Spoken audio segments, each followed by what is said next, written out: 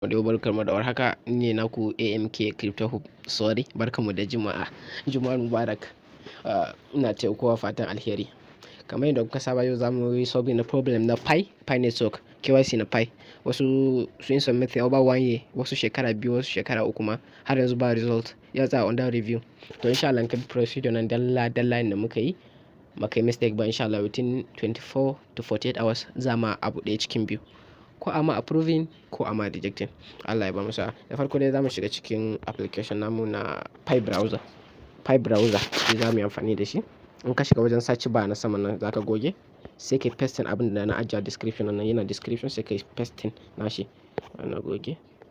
Sai ka pasting nashi a wajen. Okay. In ka pasting sai ka searching. Sai dai searching manager. Searching. Okay, yanzu haka zai shigar da mu. Kun kalla ya kawo mana wani form da za mu cike. Wannan form ɗin dama an yi shi ne da matsalan KYC na Pi. So, at the first place wajen farkon nan za mu sa username na Pi. Username na Pi ba sunanka, username da kake using wajen Pi. Idan ka shiga cikin Pi naka cikin settings, za ka kalla wajen, in ka shiga profile, za ka kalla wajen username. So, wannan username ne idan ka yi mistake ko na later ne ko number ba ka sa ba, so sai dai akan na wani kasa ba akan naka ba za su consider akan naka ba saboda username ba naka ba ne, na wani daban ne ka using. So da farko aka sa at ɗin nan.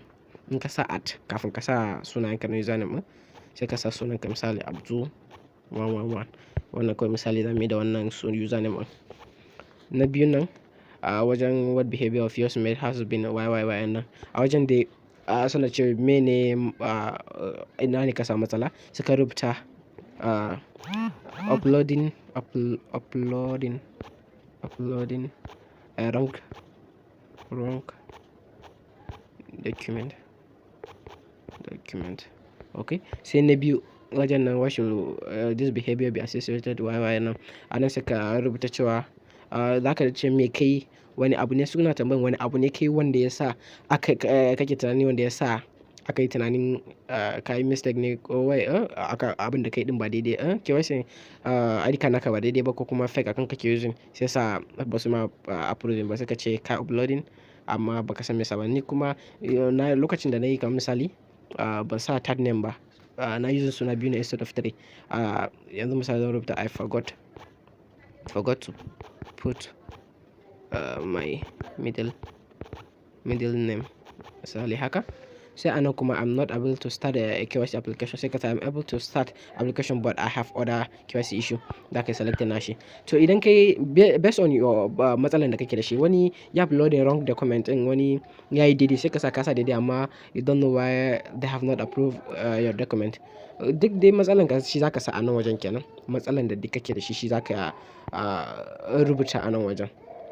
Ni ga matsala na instead of na sa suna 3 na sa suna 2 kuma ID card na suna 3 ne, so sai sa ba su yi mun approving ba. To sai misali sai ka danna submit.